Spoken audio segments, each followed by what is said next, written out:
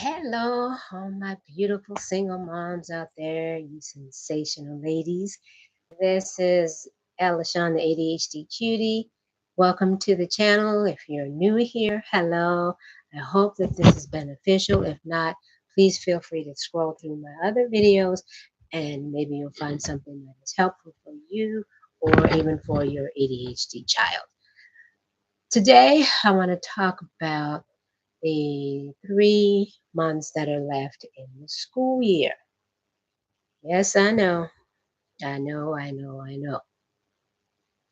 The days are dragging, the weeks are just taking forever, and you cannot wait for these last 3 months to be over.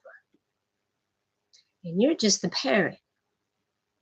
Imagine how your child feels. Imagine how they're feeling. The demands that are put on them in school, the demands that are put on them at home, about school and home, demands that are put on them by their friends and their peers. If they're in high school and they're holding down a job as well as going to school, there's pressure there also. But if they're anything like my kid, they're not going to come home and say, "Hey, mom, I'm being pressured at work. I'm being pressured at school. It's getting on my nerves. I'm done. I don't want to do this anymore." They are struggling mentally, emotionally, socially. We as the parent are trying to understand that and help them get through it. But who's helping us? What do you do as a single parent with ADHD or any other neurological issue and you're trying to parent a child with your same diagnosis or even a similar or different diagnosis? What do you do when you're tired, you're frustrated, you don't want to do it anymore? You can't just give up on the child. They still need help. They may not verbalize it, but trust me, their actions, their grades, there's a lot of signals. And if you're tired and frustrated, you definitely may miss them. I do know. I've been there, done that. For 12 years, I fought trying to help my child to get him whatever help I could get him. And I started seeing as he got older and further into school, especially high school years, a lot of that help starts to decrease. As 504 plan, they try to get you to take things out and decrease it so that there's not so much help. Now, I don't know if that's an attempt to help them get ready for college because once they're in college, that 504 and that IEP are out the door for the most part. You have to do your research. You have to check the colleges and see if they'll even consider taking portions of those plans to present and create new accommodations that will serve them in college. Because just because they graduate or just because they're finished this particular grade, that doesn't mean next year they're not going to need help. It doesn't matter what grade they're in. It doesn't matter if they're going to college. It doesn't matter if they're starting a new job. They're still going to need some kind of accommodations to help with the transition first and with the initial getting used to this new class, this new school year, this new school, this new job, new people, new friends, new coworkers. There's all this new that they're going to have to deal with. The ADHD brain is thinking about that on top of, oh my God, I still got to get through this year. We still have 3 months to go. The summer will be over like that, and then boom, oh my God, I'm going to be starting high school next year. and on and on and on and on and on. That's what goes on in their brain, our brain. It is nonstop. It doesn't turn off. It doesn't take a break. That's what goes on. As our children are getting older, especially in high school, we have to help them learn how to deal with their brains. But first, they've got to understand the brain they've got. I've said this over and over in several YouTube videos. Summer is a great time to help them to do that. But you, as a parent, if you're at wit's end already and they're at wit's end too,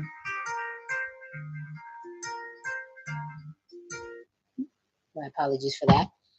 But if you, as the parent, are at wit's end and your child's at the wit's end, more than likely you are bumping heads like never before. You're burnt out and frustrated. Your child is burnt out and frustrated. But you've got to keep going to help them keep going. How do you do that? You've got to have a break somewhere. You need some downtime. You need some me time.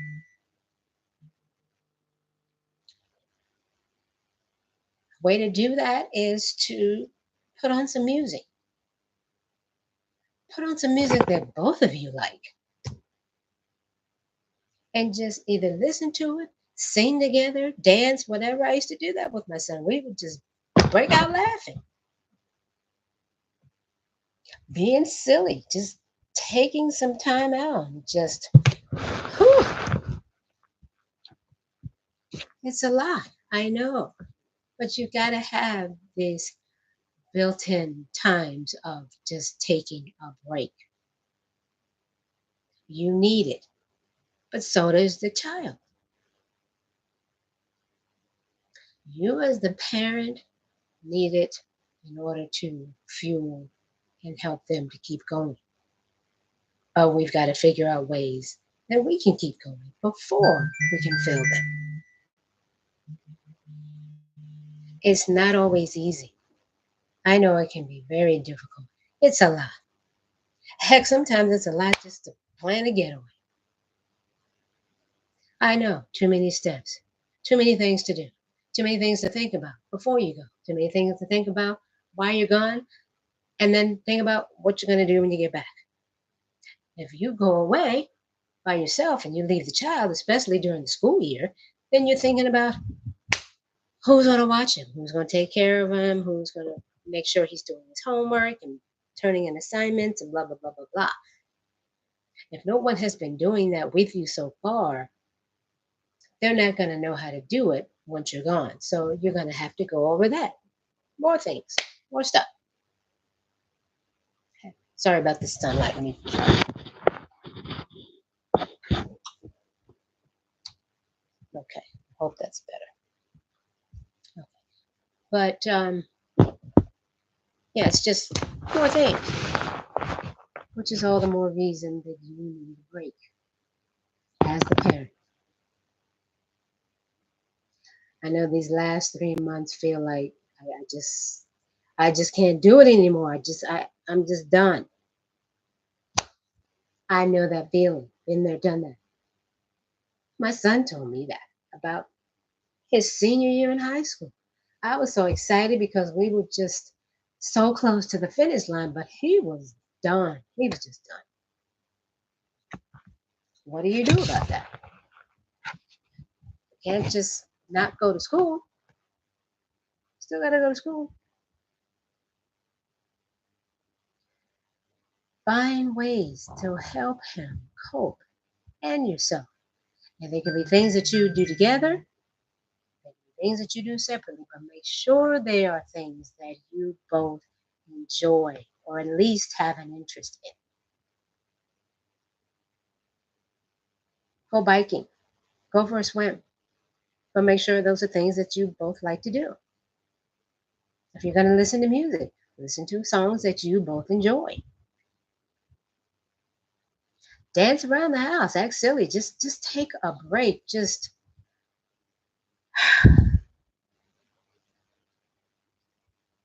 It is so much better for mental clarity. If you're into going to the gym, go do a workout. It's taking a break. Exercising is the best, absolute best way to help with stress, anxiety, give you mental clarity, calmness, helps you get a better night's sleep, helps you to focus, pay attention, be less distracted, all those things. Exercise, movement. Movement does not always have to be exercise. Movement can be dance. Movement can be jumping rope, hula hooping, double dutching, hopscotching, all those fun things that we used to do when we were kids. All that's movement. And some of them are exercises. Go back to that. Make it fun, but take the time out to do it for you. These 3 months, these last 3 months in school are going to be a pain. And if your kid is in middle school, you've been doing this for a while. So you know. If they're in high school, you know. But especially if they're junior and senior year in high school, it puts it in a whole different realm because now the school systems are looking at them more as young adults and not high school students. And that's what they're preparing them for. But again, if they're ADHD or any other neurodivergent issues, they're struggling with how to do that, how to make that transition. Now, yes, my school gave us a phone number of transition person.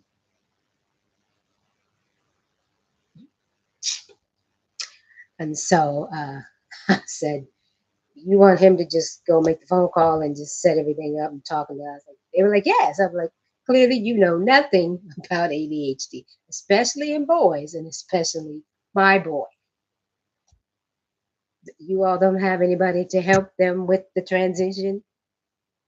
That's what they need. I really think all high school seniors need that assistance. They need a little hand holding to make that transition. That's a big leap to go from a school system that has somewhat given you some support and hand holding to a system that completely expects you to figure it out on your own. That's a huge leap for any any student, but especially an ADHD student.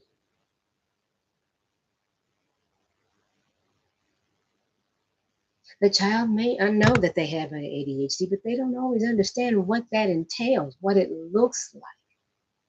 They don't always understand that their inability to sit still and focus and get their homework done. They don't understand that those are symptoms of ADHD.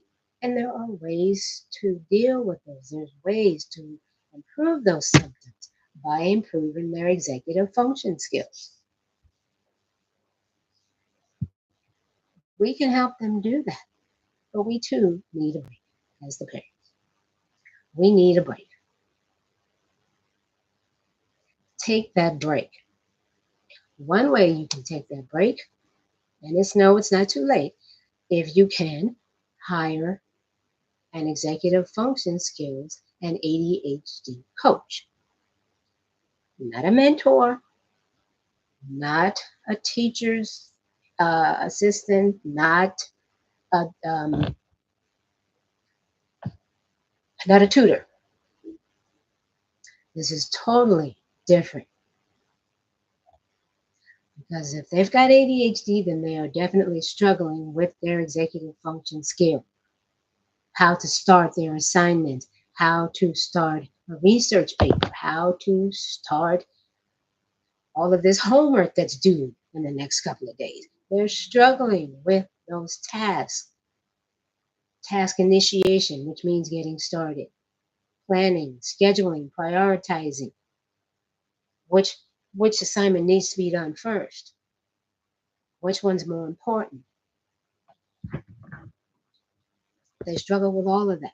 An executive function skills and ADHD coach will help them with that. It's beneficial for the child for those reasons, but it's also beneficial for you as the parent because it takes the burden off of you.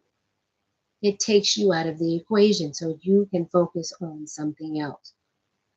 It greatly decreases the battles that you have with your child and will improve communication. Communicate with your children. Like I said before, they know what works for them and what doesn't. They may not understand why, but they know always are not always going to work for them. What works for us is not always going to work for them. We can't expect them to, and we can't make them. They're humans just like us. Give them a choice, give them options, but not too many. We get easily overwhelmed. Not too many.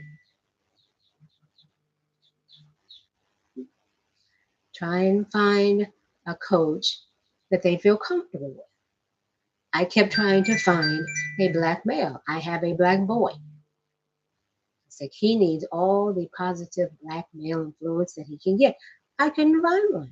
Or the ones I found I couldn't afford. So I ended up with a white female. But she was great. She was great. And he was very comfortable with her. She held him accountable. She was firm, but she was fair. She was calm. She helped him to understand what he didn't understand, and she made him think for himself by giving him a little bit and letting them catch on and figure out the rest for themselves. That's what they need to start out. I know the world's not going to do that, but we have to teach them how to do it for themselves. Just because they're 18, 19, boom, that it doesn't come with this magic wand. All of a sudden, boom, they're going to start figuring out. They're going to do better. It doesn't work that way. ADHD does not work that way. Stop fooling yourself. Your whole family can think like that, but you as the parent cannot. It doesn't work like that. It doesn't. It is what it is. You have to know and understand the brain that your child has. And if you have ADHD, you've got to know and understand your own brain first. It is what it is. It is okay to be different. ADHD is not this big, just that's just big black stain and just big dirty secret anymore. So many people have ADHD and they're stepping up and speaking about it, talking about their struggles, talking about their misdiagnosis or undiagnosis, talking about what it looked like for them in school, on the job, in relationships. It is what it is. It's not going away. But you can get some reprieve for these last 3 months and even next year if you need it by hiring executive function skills or ADHD coach. Some do both, some do one or the other. You just do a Google search for your area and check them out. Do a Zoom call with you, your child, and the coach. See how your child responds. See if they feel comfortable. Let the two of them talk alone. See if they're okay. See if they're comfortable. Okay, that's it for today. I've got to take this call. But if you want more information, please feel free to email me at adhdcutie@gmail.com. Okay, that's adhdcutie@gmail.com. Or you single moms, the break I have for you is in the form of a retreat. It's a single mom's retreat. It's a luxury pampering retreat, which you probably have never had, or it's been a long time that you've had it. It's for adults only, no children. So you're going to have to make arrangements for the kids. There's no bringing them there and then we make arrangements while they're there. No, no children allowed in the vacation home or the luxury resort that we're going to be in. I actually went on a scouting trip yesterday and I found a place here in Florida that I really like. I think it would be a perfect fit for our group. At gmail.com. Okay. All right. So I hope that this has been beneficial to someone. If you need further clarity or just want to talk some more about it, you want some more suggestions, email me. Reach out, email me. Or if you want to leave a message here on YouTube or DM me on Facebook, however you want to communicate, please don't hesitate. So that is it for today. I will see you all next Sunday, hopefully. Be good to yourself, be kind to your mind, and be good to others. Have a good week.